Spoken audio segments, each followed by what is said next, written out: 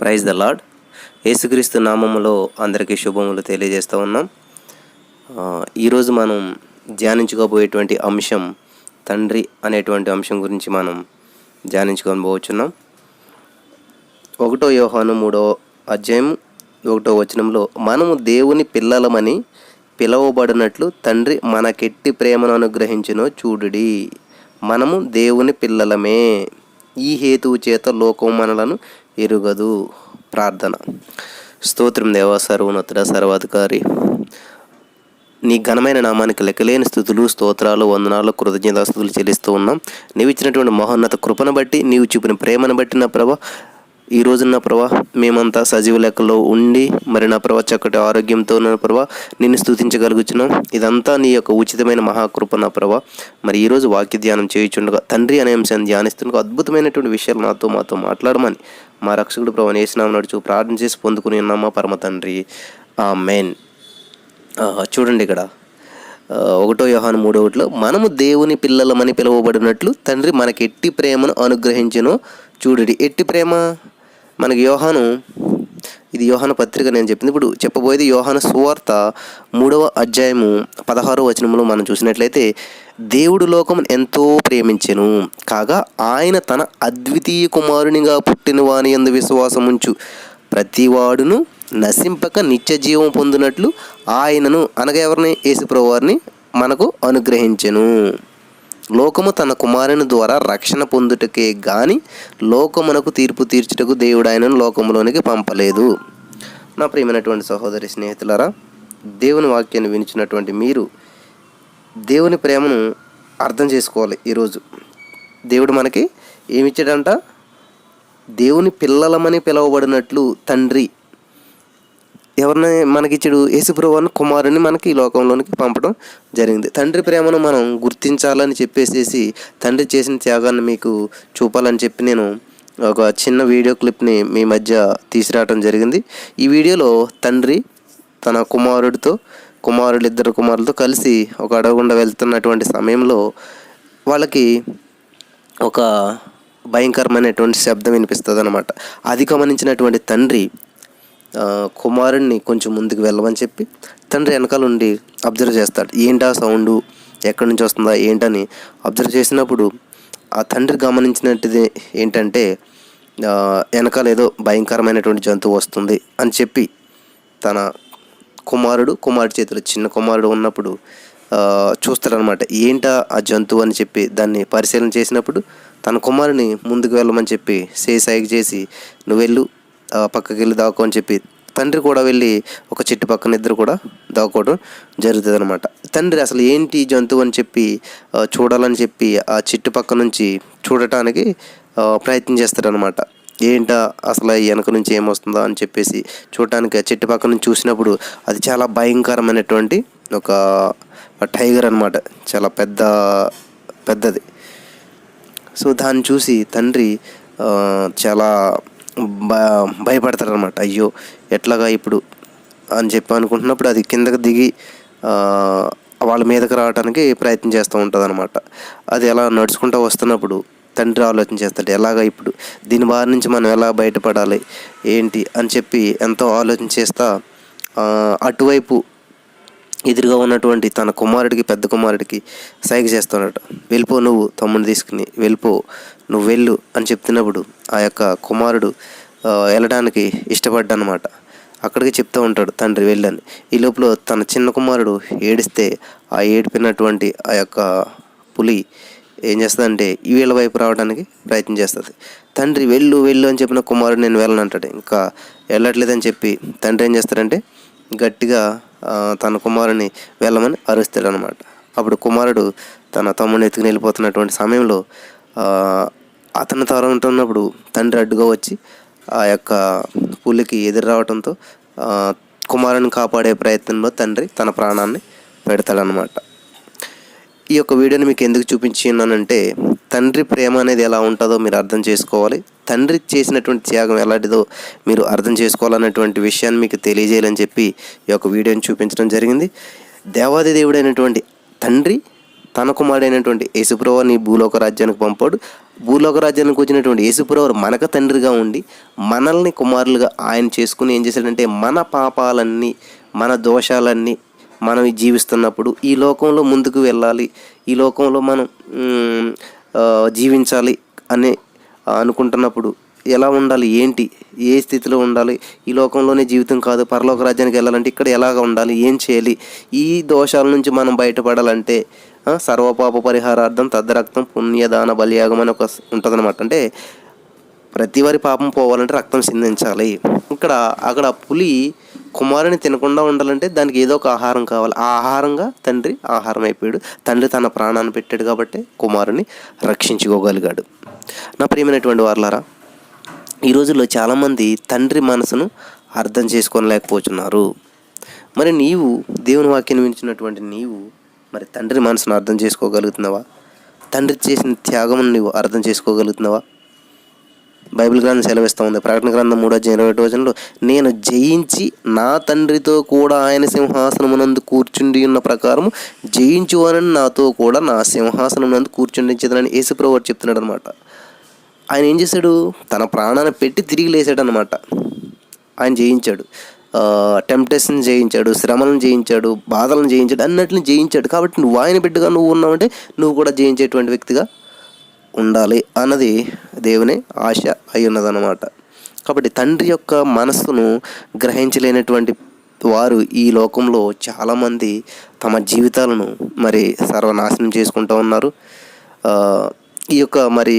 ఈ వీడియోలో చూసినట్లయితే తండ్రి ఇంకా తన ప్రాణాన్ని పెట్టేశాడు అనమాట కుమారుల్ని కాపాడటానికి అని చెప్పేసి.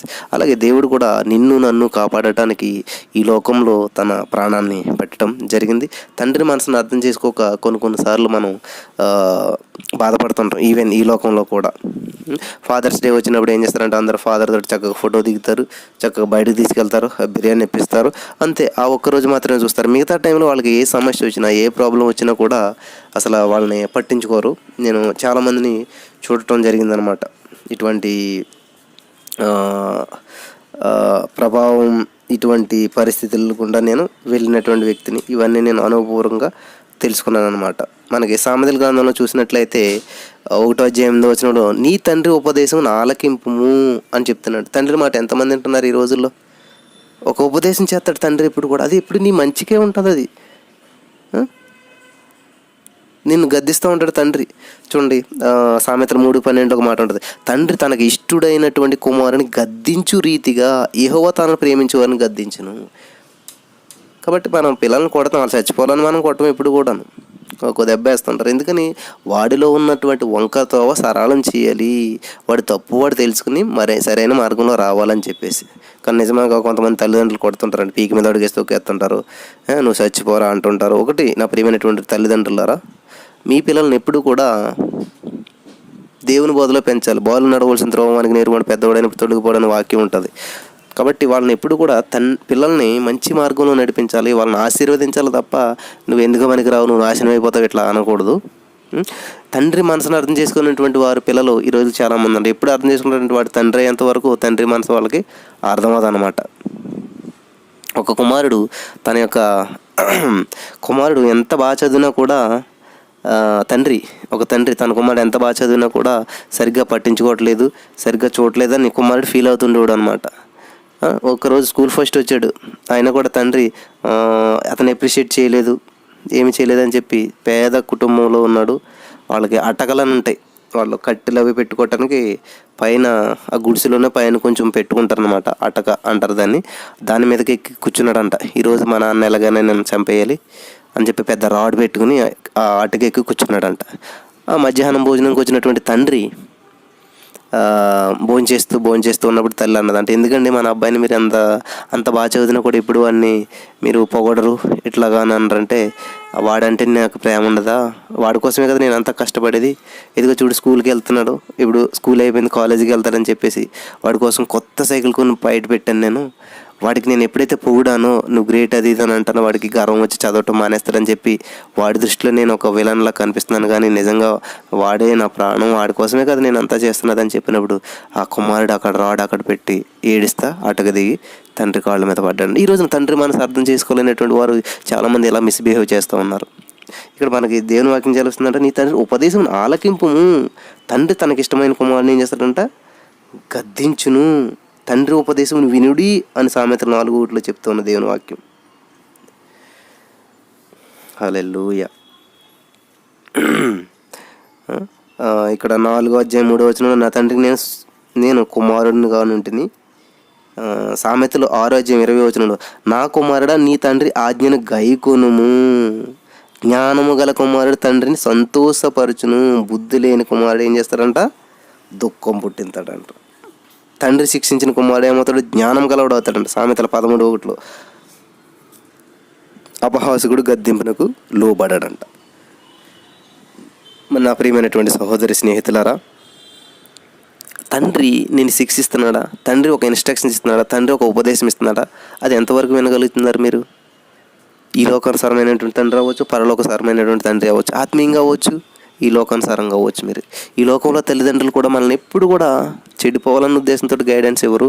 మంచి ఉపదేశం చేస్తారు, మంచిగా చదువుకోరా, మంచిగా ఉండరని చెప్పేసి. ఒక తండ్రి తన కుమారుడు దూరదేశాలకు వెళ్ళి చదువుకోవాలనుకున్నప్పుడు తండ్రి చాలా ఉపదేశం చేశాడంట. నాన్న ప్రేయర్ చేసుకో, రోజును బైబిల్ చదువు, ఏది మర్చిపోకు అని చెప్పి మంచిగా పిండి వంటలు అవి చేసి పంపించారంట. వెళ్ళాడు. వెళ్తా ఉన్నప్పుడు చక్కగా కుమారుడికి ఒక బైబిల్ ఇచ్చాడంట. బైబిల్ ఇచ్చి, నాన్న యోహాను సువార్త లాస్ట్లో ఒక మాట ఉంటుంది, దేవుడు ఒక మాట చెప్పాడు, నేను లోకమును జయించున్నాను కాబట్టి మీరును జయింతురు, లోకంలో శ్రమలు సంభవించిన అయినను ధైర్యం తెచ్చుకోండి అని ఒక మాట చెప్పాడు. నాన్న ఏసే అది చదువుకున్నాను. అక్కడ నీకు శ్రమలు వచ్చినప్పుడు 91 కీర్తన చదువుకున్నాను. నిన్న ఎవరైనా మాస్టర్లు ఏదైనా ఇబ్బంది పెట్టినప్పుడు పలానా అధ్యాయం పలానా వచనం చదువుకున్నాను.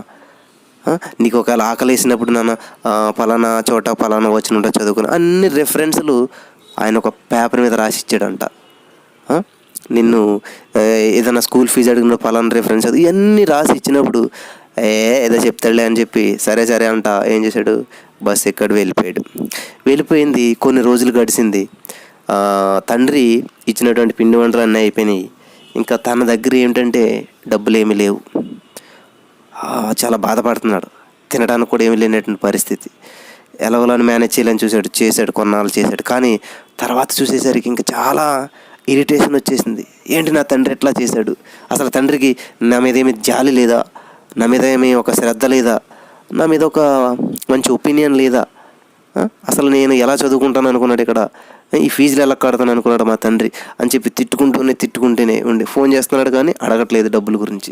ఇంకొక రోజు ఉండబట్టలేక ఏం చేశారంటే ఫోన్ చేసి, అసలు ఏమనుకుంటున్నావు నాన్న, నేను ఎలా చదువుకుంటాను అనుకుంటున్నావు? హాస్టల్ ఫీజు ఎలా కట్టాలనుకుంటున్నావు? ఈ ట్యూషన్ ఫీజు ఎలా కట్టాలనుకుంటున్నావు? ఈ బుక్స్ ఎలా కొనుక్కోవాలనుకుంటున్నావు? నేను బ్రేక్ఫాస్ట్ చేయడానికి నాకు డబ్బులు ఎక్కడ వస్తాయి అనుకున్నాను? నేను అడుక్కు తినే పరిస్థితిలో ఉన్నాను. నేను ఎంత పేదరికంగా ఉన్నాను తెలుసా? ఎంత క్లిష్ట పరిస్థితిలో ఉన్నాను తెలుసా? ఎంత దారుణమైన పరిస్థితి ఉన్నదంటే నేను వర్ణించలేను. అంతటి పరిస్థితికి దిగజారిపోయింది. దీనికి అంతటికీ కారణం నువ్వే అని చెప్పి తండ్రిని ఫోన్ చేసి తిడతా ఉన్నాడంట. తండ్రి అయ్యో నాన్న ఎందుకు అలాగైంది నాన్న అని చెప్పి తండ్రి కూడా చాలా బాధపడుతున్నాడంట. బాధపడుతూ, నాన్న నువ్వు బైబిల్ చదవట్లేదా నాన్న? దేవుని వాక్యం చదవట్లేదా? ప్రార్థించట్లేదా? రోజు నీకు ఎందుకు ఇటువంటి శ్రమలు వచ్చినాయి అని అన్నప్పుడు చేస్తున్నానులే. నిజం చెప్పు నాన్న, నువ్వు ప్రార్థన చేస్తున్నావా? రోజు బైబిల్ చదువుతున్నావు అంటే చేస్తున్నాను అన్నాడు. లేదు నాన్న నువ్వు అబద్ధం చెప్పినావు అంటే, ముందు నా పరిస్థితి ఎలా ఉందంటే బైబిల్ అంటావేంటి, ప్రార్థన అంటావేంటి అని చెప్పి తండ్రి మీద చాలా కోపడ్డాడంట ఆ కుమారుడు. అప్పుడు తండ్రి చెప్పాడంట, నాన్న ఏంటి నాన్న నువ్వు స్కూల్ ఫీజు కట్టలేదా? ఇది ఇంకా నువ్వు ట్యూషన్ ఫీజు కట్టలేదా?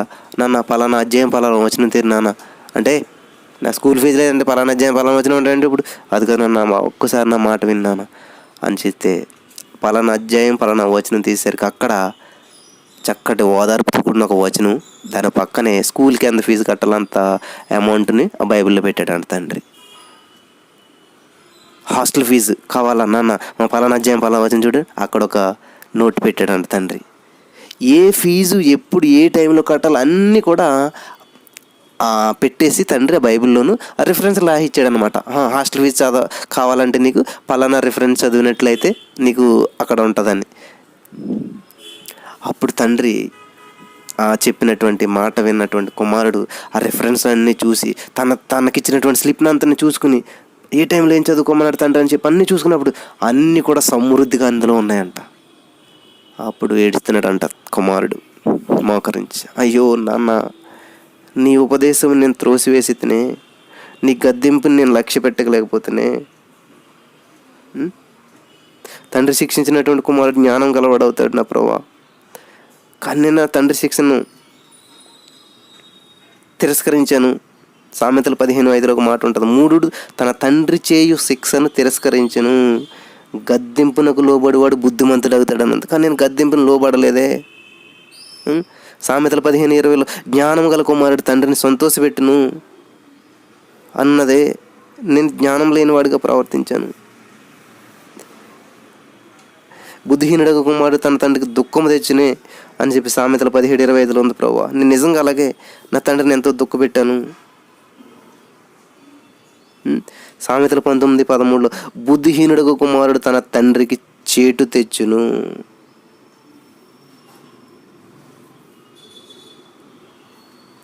ప్రభువా, సామెతల 23:22 నిన్ను కనిన నీ తండ్రి ఉపదేశం అంగీకరించమని చెప్పావు నా ప్రభువా, అయినా కూడా మరి నా ప్రభువా నా తండ్రి ఉపదేశం నేను అంగీకరించలేదని బోరుని విలపించి ఏడ్చాడంట.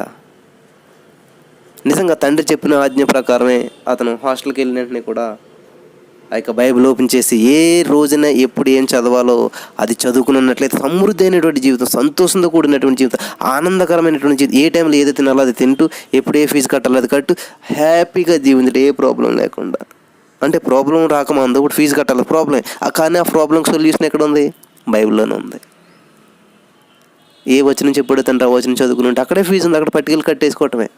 ఇక్కడ తీయటం అక్కడ కడతాం, కష్టపడాల్సిన పని లేదు, పేదరికం అనుభవించిన పని లేదు, ఆ యొక్క నిరుద్యోగం అనుభవించిన పని లేదు, అనారోగ్యంతో బాధపడవలసిన పని లేదు, ఆకలితో బాధపడవలసిన పని లేదు. ఎందుకని బాధపడ్డాడంటే మీరు గమనించినట్లయితే బైబిల్ ఓపెన్ చేయకపోవటం వల్ల, ఆ బైబిల్ చదవకపోవటం వల్ల ఆ కుమారుడు అంత పేదరికమును, అంత దరిద్రమును, అంత అవమానాలను, ఫీజు కట్టలేదని నుంచోబెడితే నుంచోవటం, బయటకు పొమ్మంటే బయట, ఇవన్నీ ఎందుకని ఎదుర్కొన్నాడంట కుమారుడు? తండ్రి ఉపదేశమును త్రోసివేశాడంట. కాబట్టి దేవుడు నీకు నాకు ఒక చక్కటి అవకాశం ఇచ్చాడంట. మనము దేవుని పిల్లలమని పిలవబడినట్లు తండ్రి మనకి ఎట్టి ప్రేమను అనుగ్రహించినాడు. చూడండి, ఎట్టి ప్రేమను, లోకమును ఎంతో ప్రేమించి తన కుమారుని మనకి అనుగ్రహించాడు. ఆ కుమారుడు ఏం చేశాడు? నీ కొరకు నా కొరకు వచ్చి మన తండ్రిగా మారి తన ప్రాణాన్ని పెట్టి నిన్ను నన్ను సాతాను కోరల నుంచి, గర్జించి సింహం వలె సాతాను ఎవరిని మిరింగినా అని చూస్తూ ఉన్నాడంట. మనం చూసాం కదా వీడియోలో. అలాగ అటువంటి సాతాను కోరల నుంచి ఆయన మనల్ని ఏం చేశాడు? కాపాడాడు. తన ప్రాణాన్ని పెట్టి, తన రక్తాన్ని సిందించి నిన్ను నన్ను కాపాడాడు. మరి అటువంటి తండ్రి మనసును నువ్వు అర్థం చేసుకోగలుగుతున్నావా? ఈ కుమారుడు ఆ తండ్రి మనసును అర్థం చేసుకున్నట్లయితే మరి ప్రతిరోజు బైబిల్ చదివేవాడు, ప్రతి పూట బైబిల్ చదివేవాడు, ఆ బైబిల్లో ఉన్నటువంటి వాక్యాన్ని తన ఆత్మను సంతృప్తిపరిచేసి తనకు కావాల్సిన అవసరాలన్నీ కూడా తీరేవి. అసలు బైబిలే ఓపెన్ చేయలేదు ఆ కుమారుడు ఎప్పుడు కూడా. ఆ బైబిల్ ఓపెన్ చేయకపోవడం వల్లే తన జీవితంలో పేదరికము, అనారోగ్యము, ఆర్థిక సమస్యలు, అవమానాలు, నిందలు ఇవన్నీ అనుభవించడానికి ఏకైక కారణం బైబిల్ తెరకపోవడం. ఈ రోజున వాక్యం వినిచినటువంటి నీవు నా ప్రియమైనటువంటి సహోదరి, స్నేహితుడా, మరి బైబిల్ చదువుతున్నావా? ప్రతిరోజు నువ్వు ఆపద వచ్చినా బైబిల్ చూడగలుగుతున్నావా? సంతోషం వచ్చినా బైబిల్ చూడగలుగుతున్నావా? దీవారాత్రములు దాన్ని ధ్యానించేవాడు ధన్యుడు అని బైబిల్ గ్రంథం సెలవిస్తూ ఉంది. అతడు నీటి కాలువలు ఎవరు నాటబడిన వాడే ఆకు వాడక తన కాలమందు ఫలం ఇచ్చే చెట్టు వలె నుండి. ఆకు వాడకుండా తన కాలమందు ఫలం ఇవ్వాలంట. మరి నువ్వేం చేస్తున్నావు? ఆ కుమారు ఏం చేయడు? సకాలంలో ఫీజు కట్టలేకపోయాడు, సకాలంలో టిఫిన్ చేయలేకపోయాడు, సకాలంలో భోజనం చేయలేకపోయాడు, సకాలంలో నిద్రపోలేకపోయాడు. ఎందుకని?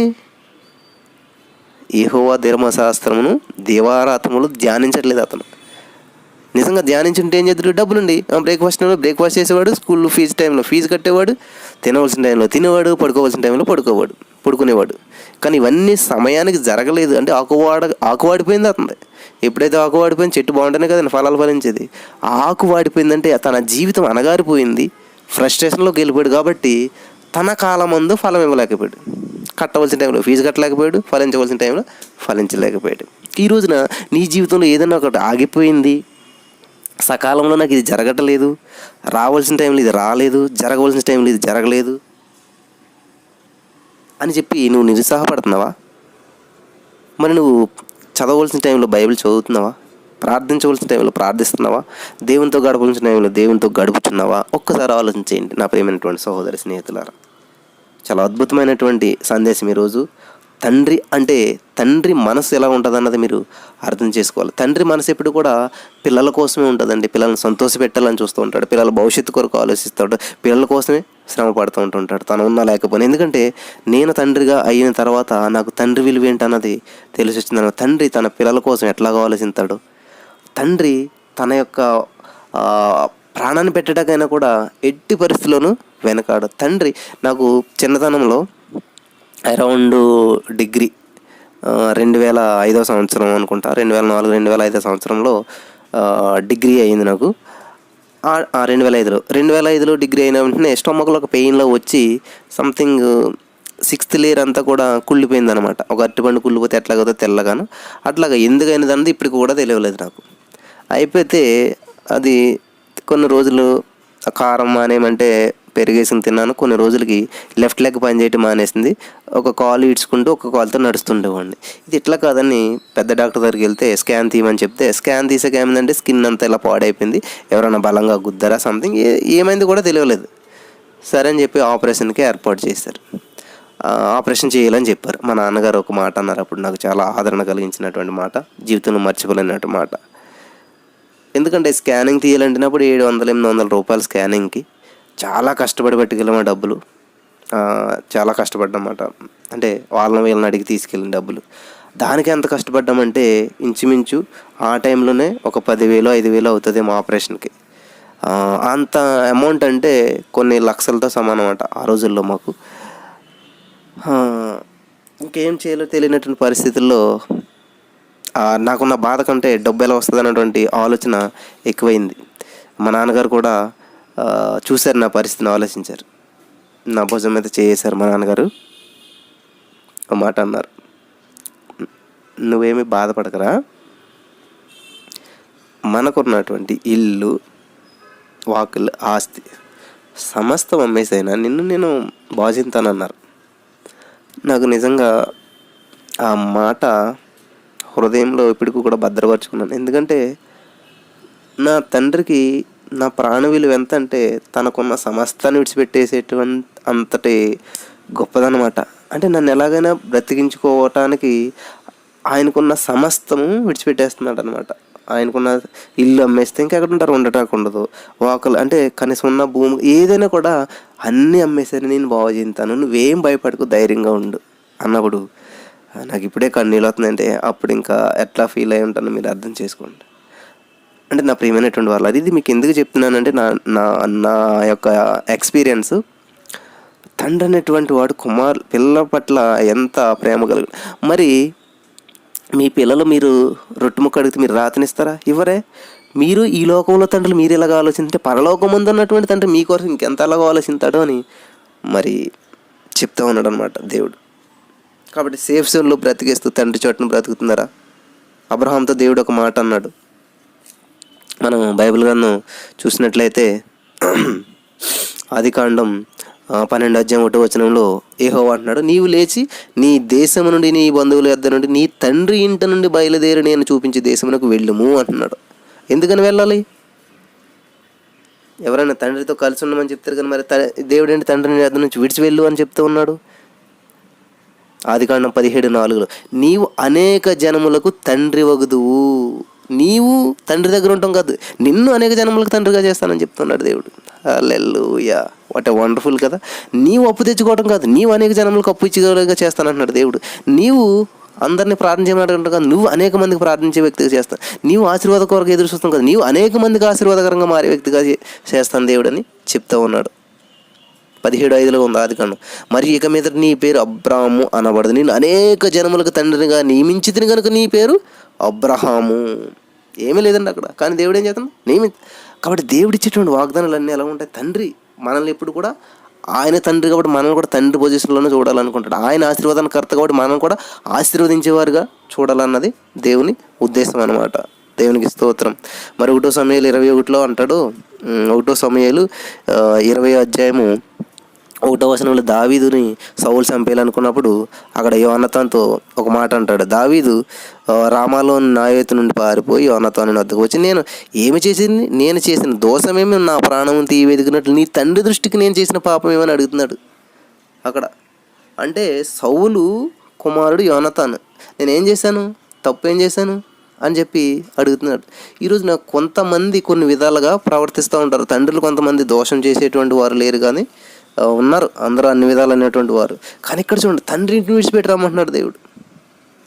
తండ్రిని విడిచిపెడితే ఎలా ఉంటుంది మనకు? చూడండి ఇక్కడ దేవుడు విడిచిపెట్టి రమ్మంటే, ఇప్పుడు ఒక కోడిగుడ్డు ఉన్నదండి, దానికి అది లోపల నుంచి వస్తే పిల్లలు వస్తుంది బయటికి.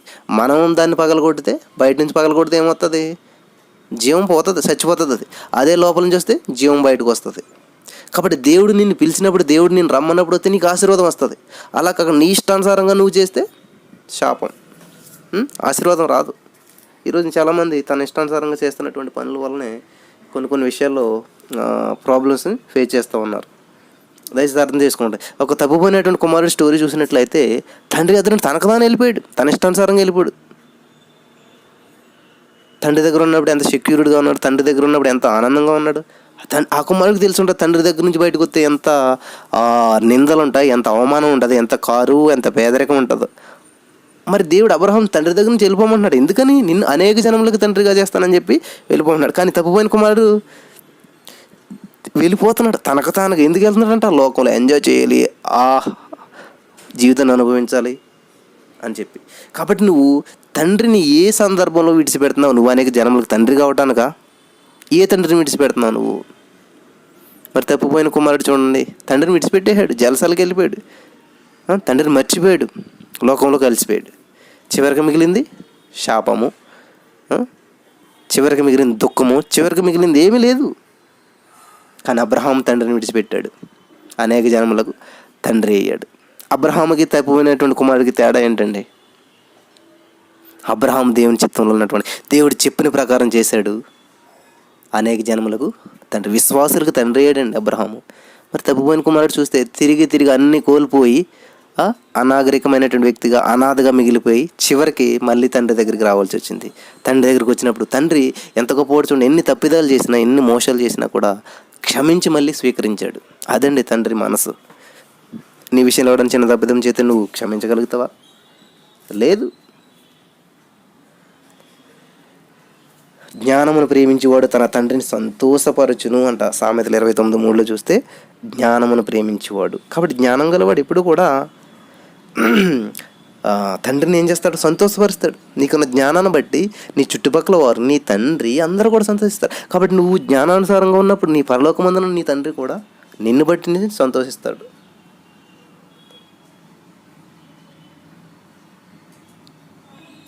నా ప్రియమైనటువంటి సహోదరి స్నేహితులారా, మరి తండ్రి గురించి చాలా అద్భుతమైనటువంటి విషయాలు మనం గ్రహిస్తూ వచ్చాము ఈరోజు. మరి తండ్రి ఉపదేశం నువ్వు అంగీకరిస్తున్నావా? తండ్రి చెప్తున్నటువంటి బోధన త్రోసివేస్తున్నావా? తండ్రికి అవమానాన్ని తెస్తున్నావా? తండ్రిని సంతోషపెట్టేటువంటి బిడ్డగా నువ్వు ఉన్నావా? దయచేసి ప్రతి వారు ఆలోచించేయండి. ఎంతో అద్భుతమైనటువంటి విషయాలను దేవుడు మనకి మాట్లాడుతూ ఉన్నాడు. మరి ఆది అందు మనం చూసినట్లయితే, ఏసావు, నా తండ్రి వద్ద ఒక దీవెన ఉన్నదా? నా తండ్రి నన్ను కూడా దీవించమని తన తండ్రితో ఏసావు వెలుగెత్తాడుగా, అతని తండ్రి ఏం చెప్పాడు?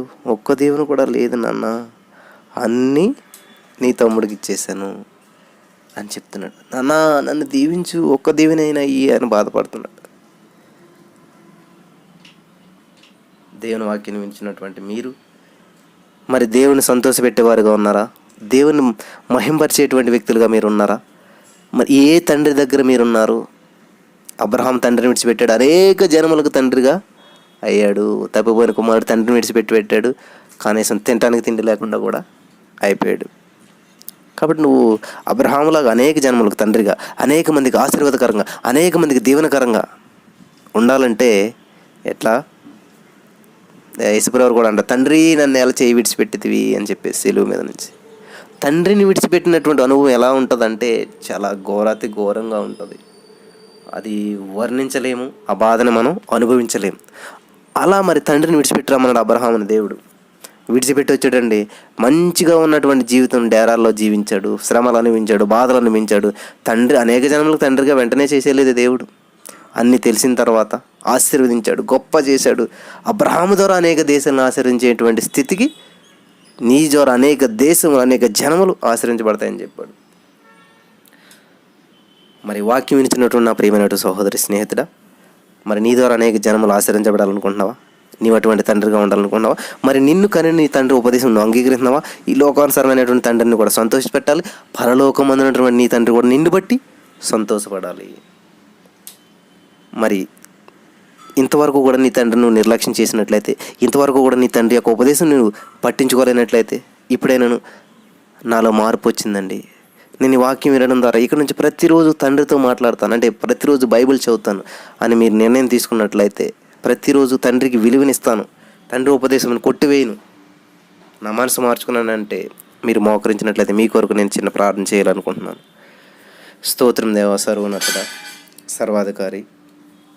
మరి నా ప్రభా, ఎవరైతే ఇక్కడ అద్భుతమైనటువంటి నిర్ణయాన్ని తీసుకున్నారో, ఇంతవరకు నా ప్రభా తండ్రి ఉపదేశం కొట్టివేసి తండ్రిని పట్టించుకోకుండా వాళ్ళ ఇష్టానుసారంగా జీవించారు, వారితో మాట్లాడండి నా ప్రభా. వీరు తీసుకున్న నిర్ణయం ద్వారా ఇక నుంచి తండ్రిని ప్రేమగా చూసుకునేటువంటి మనసును దయచేయండి. తండ్రి ఉపదేశమును కొట్టివేయకుండా, తండ్రిని చెప్పేటువంటి బోధను నా ప్రభా త్రోసివేయకుండా, తండ్రి చెప్పేటువంటి బోధన అంగీకరించి తండ్రిని సంతోషపెట్టేవారుగా, జ్ఞానమును ప్రేమించి వాళ్ళ యొక్క తండ్రిని సంతోషపెట్టేటువంటి కుమారులుగా చేయమని ఈ లోకమందును పరలోకమందును కూడా నా ప్రభా, ఈ లోక సంబంధమైనటువంటి పనులను పరలోక సంబంధమైన పనుల్లో కూడా నా ప్రభా నిన్ను సంతోషపెట్టేవారికి వీరంతా ఉండినట్లు, నీ నామాన్ని మహింపరిచే బిడ్డలుగా వీరి జీవితాలు ఉన్నట్లు సహాయం చేయమని దీవించి ఆశీర్వదించి బలపరిచిన ప్రభా, నీ ఉచితమైన మహాకృపను బట్టి వీరందరినీ నీ రక్తంలో భద్రపరిచి వీరందరూ నువ్వు కుమారులకు నువ్వు ఇచ్చినటువంటి అధికారం ఉపయోగించుకొని నీ నామాన్ని బట్టి అనేక మందికి ఆశీర్వాదకరంగా, అబ్రహామును అనేక మందికి తండ్రికి ఎలాగైతే చేసావో వీరందరినీ కూడా అటువంటి రీతిలో నడిపించి బలపరిచి స్థిరపరచమని